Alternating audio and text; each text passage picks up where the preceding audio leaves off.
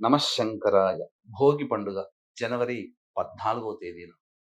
ఈ రోజున పిల్లలకి బుద్ధి ప్రచోదితం కావాలనే ఉద్దేశ్యముతో, ఆయురారోగ్యాలు కలగాలనే ఉద్దేశ్యంతో సాయంకాల సమయంలో పిల్లలకి భోగి పండ్లు పోస్తారు.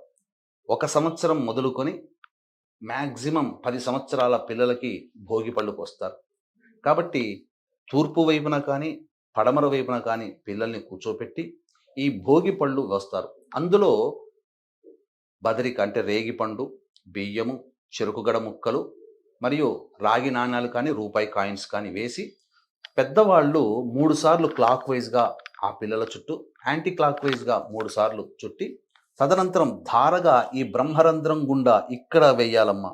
ఈ బ్రహ్మరంధ్రం గుండా ఇలా ధారగా వేస్తే, ఈ బ్రహ్మరంధ్రంలో నిక్షిప్తమైనటువంటి మేధాశక్తి పెరిగి వాళ్ళు చక్కగా ఆటిజం భావాలు లేకుండా చక్కగా వాక్శుద్ధి కలుగుతుంది. జ్ఞాపక శక్తి కూడా పెరిగి చక్కగా విద్యాబుద్ధులు కలుగుతాయి. వాళ్ళకి ఆయురారోగ్యాలు కలుగుతాయి.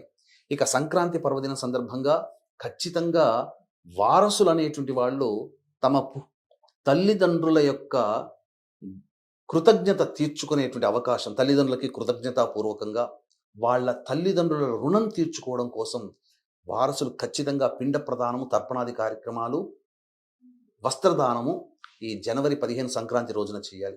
ఒకవేళ అవకాశం లేదు, మనం చేసుకోలేకపోతున్నాం, బిజీగా ఉన్నామనంటే మన పీఠం ఆధ్వర్యంలో జనవరి 15 సంక్రాంతి, జనవరి 18 పుష్య అమావాస్య ఆదివారం కలిసి వచ్చిన రోజుల్లో ఈ 2 రోజుల్లో బ్రాహ్మణులను కర్తగా పెట్టి పిండ ప్రదానము, తర్పణాది కార్యక్రమాలు చేసి వీడియోలు మీకు పంపించడం జరుగుతుంది.